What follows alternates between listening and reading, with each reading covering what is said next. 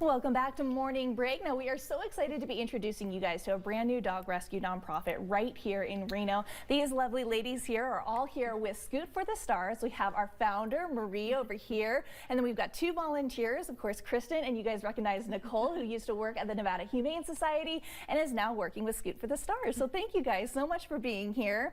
I am obsessed with this organization, not just because you guys have the cutest logo ever. I mean, obviously, this is Scooter, you guys, and he is right here with us. Marie, why don't you tell us a little bit about how this organization got started?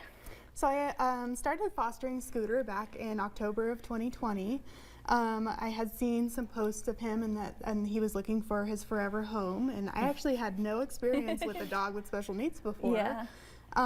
But I saw him and I was like, I just need to go meet him and we'll just figure it out. And I fell in love, and that was it. And that was it. And he is a special needs dog, but he does not seem to like slow down at all. I mean, he's got his wheelchair on. Can you tell me a little bit about him and his personality? Yeah, he is such an adventure dog. We go on hikes. Yeah. He loves to go kayaking.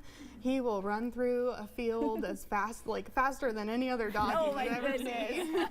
I love it. And then hence your love for Scooter brought out this love for this organization and wanting to help more dogs just like him. So when did you officially become a nonprofit? We became a nonprofit last fall. Okay, congratulations. I know that's huge, and I know it probably takes a village to do what you guys do, hence the volunteers. Yes. And so I'm so excited to talk about you, Kristen, and how you are now fostering Wally right here on your lap. And he seems to have calmed down a little bit. Earlier today, the poor thing was just shaking like a leaf, but he seems much more mellow right now. He does. He's a very sweet boy. So he's one of the first dogs that Marie brought in, saved him from a high-kill shelter in Texas. And so he's also paralyzed. He's 9 years old. He's gone through his vet checks. He's going to be fit for a wheelchair. And so very excited. I've learned a great deal from Marie. I fostered a lot before, but never a paralyzed dog, but Marie's a wonderful resource, and we're happy to have Nicole on board now too. So we're very excited to be a part of this organization. Yeah, and will Wally be available for adoption at any point? He will be, yeah. He's getting fit for a wheelchair. He's done his acupuncture, so he's just kind of getting in a routine, and then once he's ready, he will be available for adoption, absolutely. And I do love that he has the most adorable sweater on him right now. It's just like, look at that. I mean, that is a cool dog right there with his little hood on. Yes, Wally, you are doing so good. Good boy, buddy. And Nicole, I know that you have a huge heart for animals. It was apparent when you worked for the Nevada Humane Society. Now you're working with Scoot for the Stars. What was it about this organization that made you want to get involved? You know, I've been involved in animal welfare and animal sheltering in our community for a long time, both professionally and on a volunteer basis. And when I met Marie and Scooter here and I heard Scooter's story, and just knowing that the animals that Marie's helping, they're coming from shelters that just don't have the resources to care for them. So these little guys truly don't have another option. They're all on the euthanasia list and wouldn't otherwise be able to be here if it wasn't for the amazing work that Marie's doing with this organization. Oh my goodness. And I'm so excited. I'm actually about to go this weekend and get my very first Scoot for the Stars. Oh my gosh, that's awesome. Her name is Waffle, right? I think we have some pictures of Waffle, who's going to be coming here to Reno from Texas. Tell us a little bit about what kind of that process is like. Yeah, so it's a little bit different. It's on a case-by-case basis how the animal's transported here, and needing a foster home. In this case, it's going to be my family and I. So on Saturday, I'm actually going to fly to Texas and get Waffle from someone who's temporarily fostering her there for a couple weeks for us, meet her, spend the night, and then on Sunday, we're going to fly home together. And Marie's a really amazing resource. I, like Kristen, before having Wally here, I've never worked with a dog with specific special needs where they're suffering from paralysis. So she's been amazing in training me in how to care for them, how to help them get into a wheelchair, everything literally that Waffle's gonna need to come and get assessed and have a new amazing life. And you're gonna get to know Waffle on that individual basis, kind of see what her personality is like, and then maybe one day, I mean, unless you fall in love and you're like, nope, nope, sorry, I'm not giving her up. You know, the family be available for adoption is kind of the goal, right? Absolutely. Yes. Just like Wally here, once she gets assessed and she's determined to be healthy and ready for her own forever home, she'll be available for adoption too. Oh my gosh, I love that. Okay, so you mentioned that caring for a dog with a disability like this, it is a lot more work than maybe a typical dog. So Marie, can you kind of walk us through what is that like, and what do people realistically need to understand about caring for these dogs? Absolutely. Each dog is definitely different. And they do progress over time sometimes too. Yeah. Like with Scooter, when I first got him, he did need his bladder expressed. So all it really is you go under and it's like a little water balloon that you squeeze so he can urinate.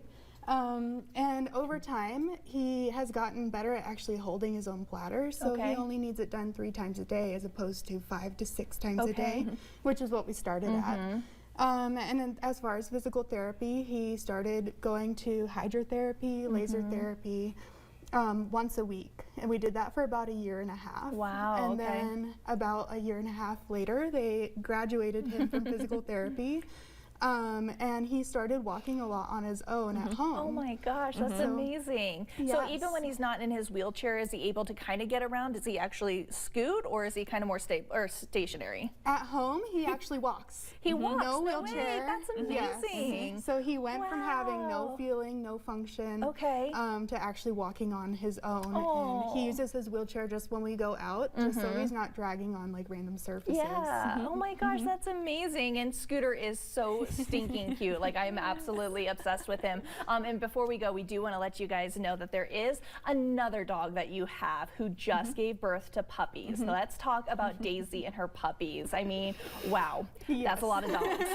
Okay, Marie, fill us in on what she's going through right now. We've got some of those adorable pictures right now. Daisy came from Texas as well with Wally. We had tagged both of them for rescue, and then the shelter called us and said, Daisy just popped out 5 puppies. Can you still take her? Yeah. Of course we said yes, and we had to figure out how are we going to get 2 paralyzed dogs and 5 newborn puppies from San Antonio, Texas to Reno. Oh my goodness. But we had an amazing volunteer who lives in Tucson, Arizona, Catherine. And she just lost her dog who was paralyzed, and it was a senior dog, and she had just lost her, and she said, I want to do this trip in memory of Brooke. So she was so wonderful, and she drove all the way out to Texas, and we met her in Vegas with the dogs and the puppies, and now they're in foster care with us. And they are only 3 weeks old, so you guys got to wait a little bit longer before these puppies will become available adoption, but they will be. And then Daisy will also hopefully one day be available for adoption, but she's going through some medical stuff right now, right? Yes. Perfect.